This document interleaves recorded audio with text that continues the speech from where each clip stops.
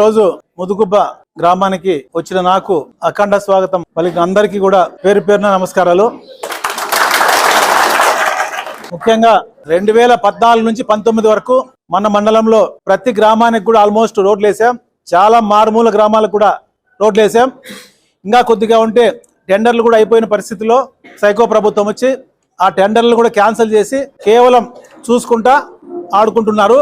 ఎక్కడా కూడా ఈ మండలంలో కొత్తగా ఒక రోడ్డు కూడా వేసిన పరిస్థితి లేదు. ఈ 4 లైన్ రోడ్డు కానీ లేదా ముదుగుబ్బ పుట్టపర్తి కూడా ఏదైతే నేను శాసనసభ్యుడిగా ఉన్నప్పుడే గడ్కరీ గారికి ప్రపోజల్ పెట్టడం, ఆయన అప్పట్లోనే శాంక్షన్ చేస్తామని చెప్పడంతో దాని తర్వాత దీని ప్రకారమే శాంక్షన్ అయింది తప్ప ఈ వెధవ ఏం ఒక వర్క్ కూడా తెచ్చిన పరిస్థితి లేదు. ఇప్పుడున్నాడు ఈ ఎమ్మెల్యే వెధవ, ఈ వెధవ ఏం తెచ్చిన పరిస్థితి లేదు. ప్రతిదీ కూడా ఆ రోజు గడ్కరీ గారి దగ్గరికి వెళ్ళి అప్పటి గౌరవ ముఖ్యమంత్రి చంద్రబాబు నాయుడు గారి సహకారంతో ఆయన లెటర్ తీసుకొని గడ్కరీ గారి దగ్గరికి వెళ్ళి ప్రతిదీ కూడా ఆ రోజు శాంక్షన్ చేసుకోవడం, దాంతోపాటే డెవలప్మెంట్ చేయడం జరిగింది. ముఖ్యంగా ఈ మండలానికి ఏదైతే యోగ వేమన్ ప్రాజెక్ట్ ఉందో అదేవిధంగా సిబిఆర్ ప్రాజెక్ట్ కూడా ఒక పక్కన ఉంది. సిబిఆర్ ప్రాజెక్ట్ నుంచి ఏదైతే యోగ వేమన్కు లిఫ్ట్ ప్రకారం ఆ రోజు టెండర్ కూడా పిలిచాం, చంద్రబాబు గారు శాంక్షన్ చేశారు. యోగ వేమన్ నుంచి చిత్తూరుకు పోయేటట్టు, దాంతోపాటే చిత్రావతి నుంచి మన ముదుగుబ్బ, బత్తలపల్లి, తాడిమర్రి, ధర్మవరం రూరల్ మండలాలకు కూడా లిఫ్ట్ ఇరిగేషన్ ద్వారా దాదాపు 2500 కోట్లు ఆ రోజు చంద్రబాబు గారు శాంక్షన్ చేశారు. 1500 కోట్లు టెండర్ కూడా పిలిచారు. ఆ టెండర్ను కూడా క్యాన్సిల్ చేపించి ఈరోజు వీళ్ళు చూసుకుంటున్నారు. కేతిరెడ్డి వెంకటరామరెడ్డి ఆయన అనుచరులు ఒక 10 మంది తప్ప మిగిలిన అందరినీ కూడా బజార్లు వేసే పరిస్థితి.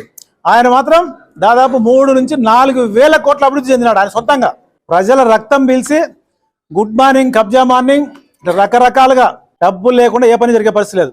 రిజిస్టర్ కావాలంటే ఆయన కప్పం కట్టాలా, రైతు ఒక భూమి కొంటే వాడికి కప్పం కట్టాలి, అమ్మినోడు కప్పం కట్టాలి, రిజిస్టర్ కావాలంటే కప్పం కట్టాలి. ఎక్కడి నుంచి పాలగాల రాజ్యమేమో ఇది? ఎవడబ్బు సొమ్మని పుల్లలు సొమ్మంతా తినేస్తే అయిపోతుందా? అంతా కూడా ఖచ్చితంగా కక్కిస్తాం. ఎవరైతే నువ్వు సూట్ కేసు ఏ విధంగా వచ్చావే అదే సూట్ కేసుతో ఇక్కడి నుంచి మళ్ళీ తరిమేస్తాం. ప్రజల సొమ్మంతా కూడా మళ్ళీ ఎవరినైనా కొంటారేమో కానీ నన్ను ఎవరు కొనే పరిస్థితి అయితే ఉండదు. పక్కన మంత్రి గారి దీంతో ఈ స్థానిక శాసనసభ్యుడు అప్పట్లో మాజీగా ఉండి వాడు ఆమె కలిసి మనకు క్యాన్సిల్ చేసి భూములు ఇవ్వకుండా చేశారు. కానీ ఇప్పుడు తప్పకుండా ఆ రోజు 200 కోట్లు, ఈ రోజు 500 కోట్లు తప్పకుండా తెచ్చి ధర్మవరంలో చేనేతలకు దాదాపు 10,000 మందికి ఉపాధి కల్పించే విధంగా తప్పకుండా చేస్తాం. ఎవరు ఎన్ని చెప్పినా వచ్చే ఎన్నికల్లో మనం నిలబడుతున్నాం. 1,00,000 ఓట్ల మెజారిటీతో గెలుస్తున్నాం. మనం ఏం చేశాం, ఆ విధవ ఏం చేశాడు. మనం వస్తే ఏం చేస్తాం, ఆ విధవ వస్తే ఏం చేస్తాడు. ఆ విధవ వస్తే ఇంట్లోకి వచ్చి భూములు కూడా రాపించుకుంటాడు.